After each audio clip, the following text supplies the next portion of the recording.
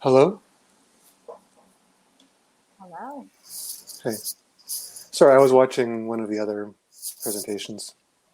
Hi, Frank. How are you? Hi. Good, good. Good, good. Go ahead. Are you all set? Yeah, I think so. Let me just Yeah. set this up like I did Sure. yesterday, but on this computer.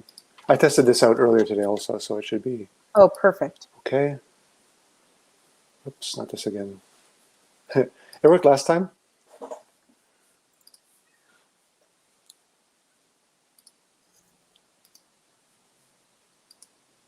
Oh, I know what it is. Sorry, I'm in Safari again. I'm going to log in at Firefox again, okay? Right. It was Chrome we were using. I used Firefox yesterday and this And it morning also. worked So out yeah, well? yesterday, Okay, this morning, all perfect. good. So I'll get back in a sec. Sounds good.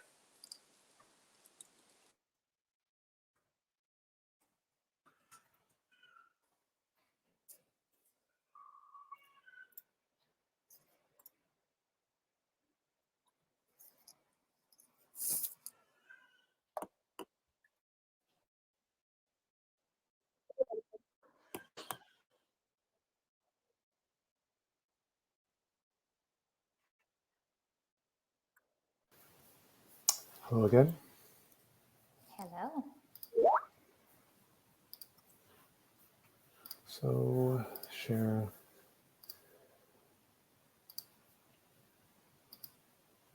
Okay, Amazing. great. Yeah, like I only have the one screen, so I'll only be able to look at my slides. Sure. That's fine. We're Actually, just, yeah. sorry, just know that we Please can go see ahead. you still, Frank. Yeah, it's fine. Just know that we can see you. Just Okay. a heads up. Okay. Don't do anything crazy. We can still see you. Did anything crazy ever happen in your experience? I've gotten like a neck pulling Neck pulling? before. Okay, Yeah. that's not so bad as long as it's not. Animal. Yeah. Animals walking across the screen. That kind Okay. of thing. Okay. Yeah, I've Nothing had that super happen to crazy. me too. I think with regards to the animals and the small children, people are getting like kind of like supportive or patient, but keep Yeah, my hands off it's a my bit more face. normal to see now, right? So, Exactly. I might have, like, yeah. to be honest, like, I told my son a couple of times that I'm presenting something at 3, but and to give me half an hour, but like he's come in those instances regardless. But I think it'll Yeah, be my baby's currently crying upstairs. So it just is what it is. yeah. Okay, cool. So you're all set. Beta will be your MC. Mhm. So I know you're a veteran at TMLS. So Beta will do your intro, and then she'll leave, and then she'll pop back on for Q&A, which will be on the chat on the right-hand side. Mm. And just be mindful that we do go live to the session 5 minutes before your scheduled talk time. So you guys will shut off your mics and your once you guys have chatted and make sure you guys are good to go. And then Beta will come on and kick it off. Okay, sorry. So I could turn off my mic and video right after this session, and then when Pretty much, yeah. Unless Beta has any questions, I'm not sure. You're on mute, Beta. Amazing. No, I don't have any question. Just wanna say hi and say that I'll make sure to look out for any questions in the chat section. I'll monitor the chat section for you, and I will ask any question that attendees may ask at the end of the talk and present it to you at the end of the talk. Okay, thank you. Amazing. Okay, cool. Okay, I'll leave you be. You guys can shut off your mics and your video, and Sure. then Beta will come on whenever we're ready to go. Have a Sure. good talk, Frank. Sounds good. Thank you. Amazing.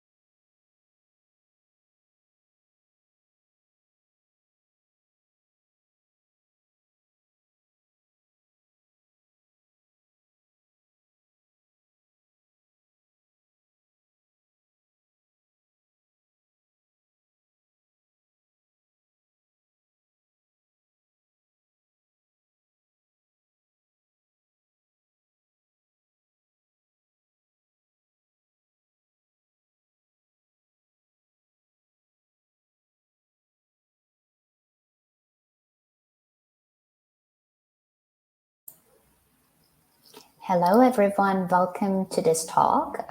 We'll start in just a couple of minutes.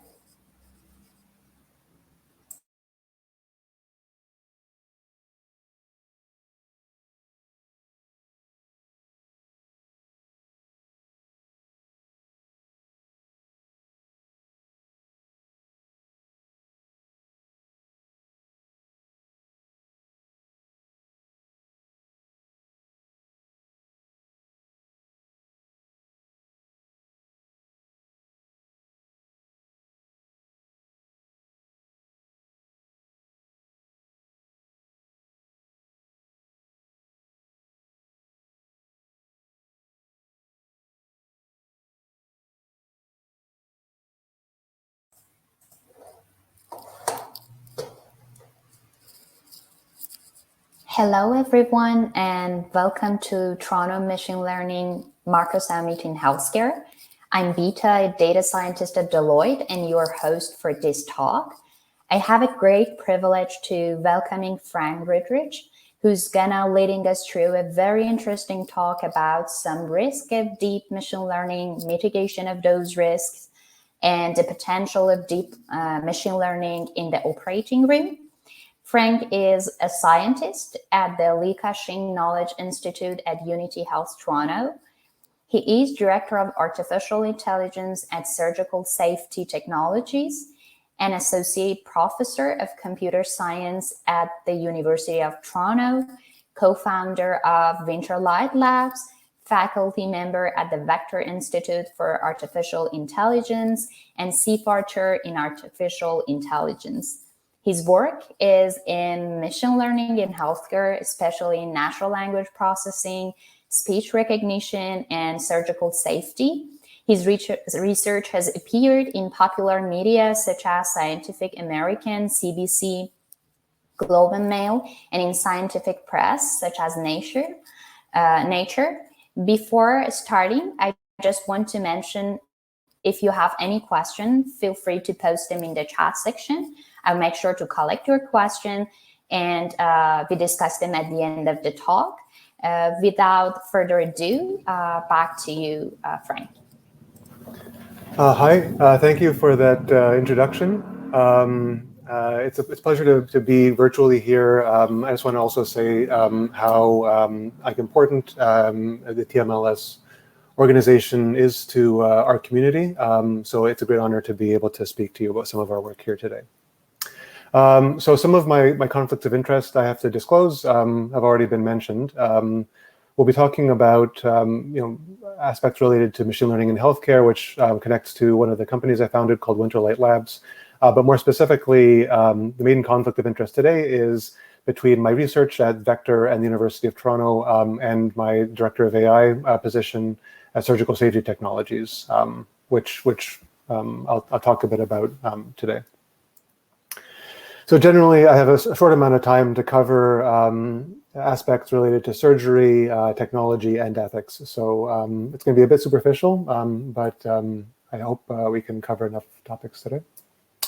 Oh yeah, so we will be showing some examples of our systems in practice. And because we're dealing with technology within the operating room, there's going to be images which might be disturbing to some. There's going to be images of blood. They might be blurry because of the encoding virtually, but just be warned, if you're squeamish, you might want to leave in the next 3 seconds. Okay, great. So at the Surgical Safety Technologies, we've developed a product called the OR Black Box, which is really a collection of technologies that work together. There's no actual box that's black. It's really sensors put into place in and around the operating room, and the computational and human capacity outside of the operating room that processes all this data that we collect. So the types of sensors we have include wall-mounted video cameras. Usually there's about 4, like one on every wall of the operating room. Microphones, like directional microphones that can zoom in and listen to individuals speaking. We've done some work with wearable technologies, but typically the main source of raw input is either endoscopic cameras or laparoscopic cameras. These are cameras that are inserted into the body during surgery that allows a surgeon to really see what's going on.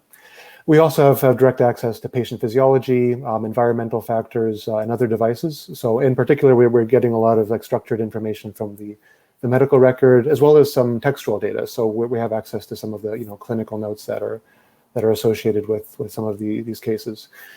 And after we collect all of this data, we can do a variety of things. So we assess for various kinds of risks and hazards. Is there risky behavior by any of the operating team? We want to be able to analyze, for safety threats, to see how people in the team have overcome those threats and have demonstrated resilience. We're interested in assessing for surgical team performance. So what that essentially means is, I'll get back to this in a moment, but during an operation, can you evaluate objectively how technically skilled the surgeon actually is? And this is important, obviously, as it relates to adverse events in the operating room, but also within the context of education. Is this a young learner who's learning how to go through particular surgical procedures? We're also interested in assessing for surgical technologies. So occasionally we work with various kinds of companies. They want to evaluate whether their stapler is more effective or safer than that of their competitor. So we can really obtain a lot of deep objective data through these systems. We're interested in assessing for efficiency and so on. This only scratches the surface of what we're really capable of doing and what we've kind of looked at doing. But these are sort of the kinds of, just to give you a flavor of the kinds of outputs we get from the black box. In all of these cases, I mean, we're not just arbitrarily putting together sensors and arbitrarily looking for potential tasks that provide us a signal for machine learning or otherwise. Really, all of these tasks we're trying to solve are really driven by the clinicians, and fundamentally we want to save lives at the end of the day. So everything's kind of driven from these high level goals. So I just want to mention a little bit of what we can do with video cameras. One of the most fundamental tasks we do from the wall-mounted cameras is to track the individuals within the scene. So you can see here a kind of rudimentary skeletonization of individuals in the room. And then you can, given, more than one, or even these days one camera, you can get a really good three-dimensional representation of the room, how close are people to each other. We've actually used this technology very briefly to look for breaks in sterility during COVID. So, with the 3D representation, you can tell whether a nurse or a staff have interacted with a device, after breaking sterility, for example. That's kind of important. Also, with these kind of global room metrics, we're able to listen to conversations or listen to sounds in the OR. That's actually super important. We've used sounds to look for issues related to distractions. We've looked at speech in the context of non-technical skills and communication. Can you detect breakdowns in communication, power dynamics, and so on? So there's like the sky's the limit in terms of what we're able to do with some of these data. And speaking of tracking people, and the reason why this is one of the most fundamental tasks for the OR black box is that if we're going to be analyzing these data and providing back snippets of these data to customers, we really need to make sure that the data is de-identified. So this is a sim center. This is not a real surgery, but these are real surgeons. So we have a relatively straightforward segmentation algorithm that detects people in the room. Other instruments applies a relatively simple filter. This is an old version. This is several months old. We've made some improvements since there, but we do a deeper blurring of the face, less blurring around the bodies. A lot of the clinicians we've spoken to are very keen on looking at the fine detail in the room. They want to know exactly what the hands are doing, which way people are looking in the rooms. We can't de-identify completely and still maintain clinical relevance. So there's a bit of compromise between what is relevant to the clinicians and what we're capable of doing with modern de-identification. But as long as we make it so that we can't re-identify somebody using the video and associated data, we're happy. Now, we actually have a new product we just launched a few weeks ago. This is already being deployed across North America. It's called Black Box Explorer. It's kind of a stripped down version of the full OR black box, in which we don't have necessarily wall-mounted cameras and microphones, but we're focusing mostly on just like the internal view videos and some of the structured data we get from medical records. So in this case, the some subset of the sensors are recording 24 hours a day, 7 days a week, potentially. Surgeons come into the room, they sign in using our NFC technology. They enter a little bit of information about the surgery, if it's not already in the medical record, and then we gather data directly from the operating room to our secured cloud. We can also support, uploading video files after the fact, but we're interested in doing real-time live video recording with Black Box Explorer. And then what we get once we collect all this data is, at the first pass, a kind of a video library, a YouTube for surgery, in which all of the surgeries performed by an individual can be arranged in like a YouTube-like library, like the one shown here. We're going to be integrating a lot of features that I don't really have time to get into right now. But part of this involves, sharing data amongst your colleagues in a team. One of the cool things about this is that when data is uploaded to our cloud, various AI algorithms are applied immediately.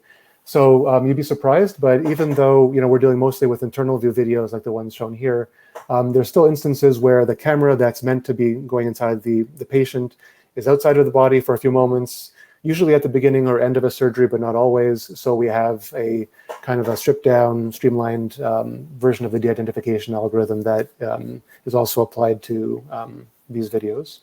But we can arbitrarily link together a series of other AI models that are relevant to the users of this system after that. One of those models is technical skill assessment, which I kind of alluded to before. So this is fairly straightforward. We use state-of-the-art neural networks to either segment or get statistics as to the positions and motions of surgical instruments in the field. And then we've actually collected a couple of hundred statistics, and we use those statistics and a bit of advanced modeling to assess surgeons in a variety of categories. And these include things like, their manual coordination, how respectful they are to tissue, how precise they are in their movements, and so on. And the important thing I want to mention here briefly is that all of this is really, bottom-up driven from the data. Alternatives to this exist. There's a system called OSATs. I'm not sure if you can see this, but we've kind of related our work against OSATs, which is one of the standards.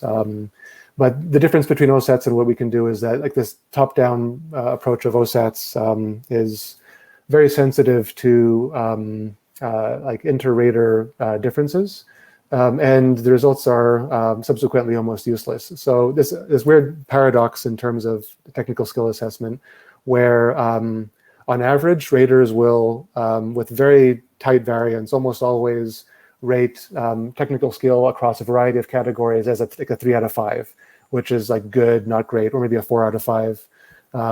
So the variance is pretty tight. You very rarely see 5s or 2s or 1s. So it's kind of useless in that respect because you can't really tell very much. Everybody gets a 3 or a 4. So what use is this evaluation?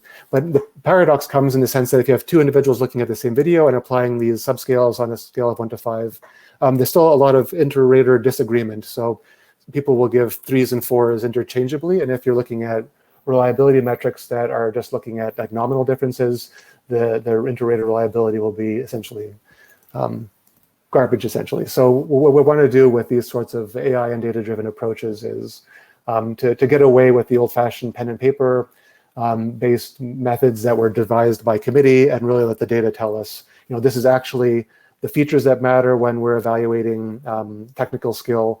Our intuition, from top-down approaches really isn't sufficient to this task. So anyway, technical skill assessment is one of the AI models that we're actually deploying now to customers around the world. This is a screenshot of the Black Box Explorer. So one thing I want to note is that there's a big black screen in an X here because of the security I mentioned and the high-grade like DRM. We can't take screenshots or screen captures of our portal into the library. So everything is completely, it's impossible to do that sort of thing for security's sake. The second thing I want to note is that the OR Vision is what we call the AI-based technical skill assessment. And we're focusing on 3 different methods of assessment: by manual coordination, fine motor control, instrument motion. And from the very beginning, baked into the model is that we wanted this model to be explainable. This is extremely important in clinical applications of AI. It was mentioned in great detail in the talk just previous to this one. So what we're doing, for example, is giving scores for bimanual coordination, not just once for a 2-hour surgery, but in very small increments, arbitrarily small. Usually we give scores like on 2-minute intervals, so you can see if someone's bimanual coordination, for example, changes over time, and then you can zoom in on regions where the AI model found the data to be relevant to that. So I'm super excited. I've on a personal note, been very interested in explainable AI in healthcare for a long time, and the fact that we're actually deploying this in production is just a dream come true for me. Now, I mentioned we can add a bunch of other assessment or AI models after the fact. So one of them is adverse event detection. This is kind of an incomplete high-level sketch of our model that we use for adverse event detection. These can be things like 3D CNNs or UNets. Not shown here is models that we're open sourcing that allow you to kind of stabilize the video, because it's also not only when you're zooming into the surgical scene, there's a lot of jitter and motion in the camera, which can affect processing. So we've developed this camera stabilization approach, which has actually improved our metrics by a considerable amount. What these graphs showed here at the bottom is like the ground truth annotations of blood and bleeding in blue. And burning and thermal injuries. Occasionally, instruments actually do burn the tissue on purpose in order to separate them, but sometimes it results in an adverse event, an injury, and we want to be able to detect those. So this example shows how accurate kind of qualitatively we are, and quantitatively we're state-of-the-art in detecting blood, and we're also state-of-the-art in detecting burns. That's because we're the only ones who are currently doing it. So, I mean, if ever you've seen a talk of mine, I usually end with this quote from Marshall McLuhan, that first we shape our tools and thereafter our tools shape us. So also a big motivator for us is not just to build the tools themselves, which I think we've made a lot of progress on, but now we have to think about how these tools are actually going to be applied in practice. So what feedback do we get from the tools once users are actually using them? Or in other words, how do we actually qualify the changes these tools themselves make in the world? And to answer that, we actually have to talk about ethics. And we tried to answer parts of this in a book chapter that was published recently in Artificial Intelligence in Surgery by myself and a great PhD student, Ray Secker. It's also open. You can get it on archive. If you see a video, you should be able to just QR code into this chapter here. Very high level, we touch on a couple of topics, one of which is that, what is the discussion of ethics in a biomedical context? And there's many definitions. One of them provided by Wall et al., who studies bioethics and surgery specifically, is that ethics is usually, at a high level, a discussion about choice. There's an agent that has to choose between at least two options that are mutually exclusive and have varying amounts of right and wrong in each of them. And neither of them can be perceived as completely right or wrong. So, when we're talking about ethics generally, we're usually talking about choice. And I find that interesting because at their core, our AI systems are also designed to make choices, usually through this nominal categorization. And this is a tangent. This is becoming not exactly an ethical aspect, but, we're observing situations where, the measure of correctness for our models is determined by human judgments. But if we're going into, increasingly critical scenarios or scenarios in which our signals are subtle, our human judges are becoming less reliable, and then there's a whole bunch of questions, technical and non-technical, about how we deal with that situation. But in the vast field of biomedical ethics and surgery, there's, we have a choice when we're actually, trying to detect adverse events or what someone's technical assessment should be. But there's also a choice of which ethical standards we apply to a particular situation. So the prima facie duty theory is very common. This is usually behind the scenes in research ethics boards applications. Alternatively, Little defined these 5 moral pillars, which is interesting. It's ethical decisions more specific to surgical experience. Rather than actually applying broad principles top-down, Wall outlined this root cause analysis of ethical dilemmas. And we ask ourselves questions about a surgical scenario in order to elucidate our understanding of ethical considerations for the particular surgery. My point I want to make here is that there's a variety of alternative booklets or standards or approaches to how to make decisions ethically that are devised top-down. But just like kind of the methods we use to generate gold standard labels, top down, those aren't always appropriate. And surgery in particular often forces surgeons to make decisions on the spot based on unique contextual intricacies which have never been seen before. And they're not normally captured in these kind of if-then-else decision trees or committee-driven approval guidelines. That's not to say that these committee-driven top-down committee guidelines for ethical standards are not useful. It's incredibly useful to have those principles, but surgical ethics in particular is very pragmatic. So it's a bit unique in that standard. And I think if we're going to introduce technology into the operating room with sometimes unknown effects, surgical AI for surgery is also going to have to be dealt with pragmatically when talking about ethics.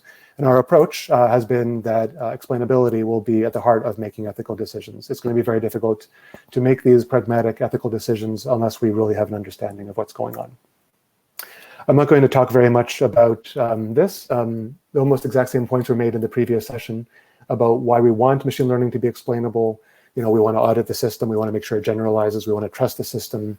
I also want to add that we want to, sometimes we need the machine learning to be explainable. There's lots of precedent for the regulatory approval processes for Class 1 and Class 2 medical devices in the United States and soon in Canada to have controls related to explainability if your system's going to be approved as a medical device. Across the pond, GDPR has some language in their recitals about the right to explanation. So whether or not, there's an article that came out, I think, today or this week in Science that raises some questions about explainable AI in healthcare. So I'd advise you to check it out. I think it's Boris Balic is the first author. But regardless, there is precedent suggesting that we're going to need our AI to be explainable. And we have a paper in JAMA Surgery in which we study a system meant to offer safe intraoperative decision support. And the real question here is, not just how does explainable AI work under the hood in order to make explanations that are themselves robust, but now we also have the human factor. How do we, if we're dealing with, real-time decisions and windows of those 1 or 2 minutes, how can we, if we're going to predict something like an adverse event 2 minutes in advance, but we still have the risk of false positives, how do we warn members of the team without providing those distractions that I very briefly mentioned earlier on can actually be highly problematic. So just to wrap up, I think I'm just over time. I'm absolutely thrilled. This is a dream come true that we're actually starting to deploy AI, not just as a background for the papers which we're writing, but actually to our customers. So this has been a goal of our team for a very long time. So actually be able to deploy our de-identification algorithms, our technical skill assessment algorithms, adverse events, and some others which I would be able to tell you about potentially in a few months. It's going out the door now. So it's incredibly exciting and only a little bit nerve-wracking. Within this context, there's a great pull for AI and data-driven tools to improve efficiency in healthcare and in particular safety in healthcare. But if we're going to try to improve safety in healthcare, if we're going to actually try to save lives in healthcare using these tools, we need to make sure those tools are actually safe themselves. And part of that is going to be better methods of explaining and understanding those systems, but increasingly, not only will we'll have technical challenges to deal with going forward, but now those technical challenges are going to live alongside ethical challenges. So now we're no longer just going to have technologists and clinicians in the room to analyze these systems, but also members from the social sciences as well, which is also incredibly exciting to me. So it's been a very high-level overview of some of the technologies we're deploying currently, but I thank you very much for your attention.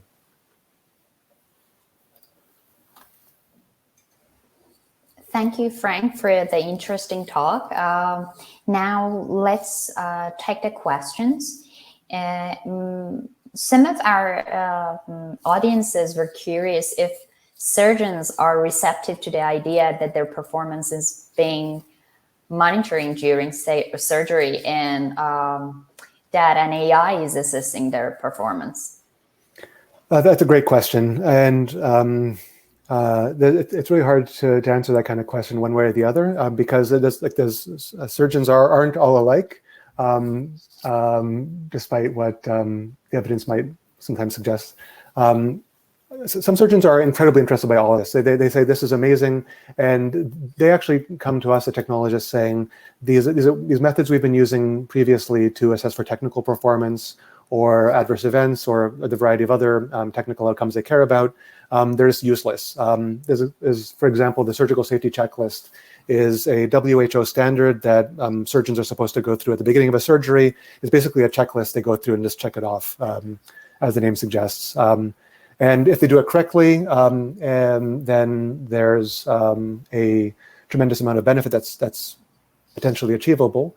But the problem is people don't do it well. So if you're not actually looking over the shoulder of the person administering the checklist, they're just going to kind of, try to get it over with and do a very haphazard job. And there's actually a study in Ontario that shows that the results of doing the safety checklist this way, you might as well not have done it in the first place.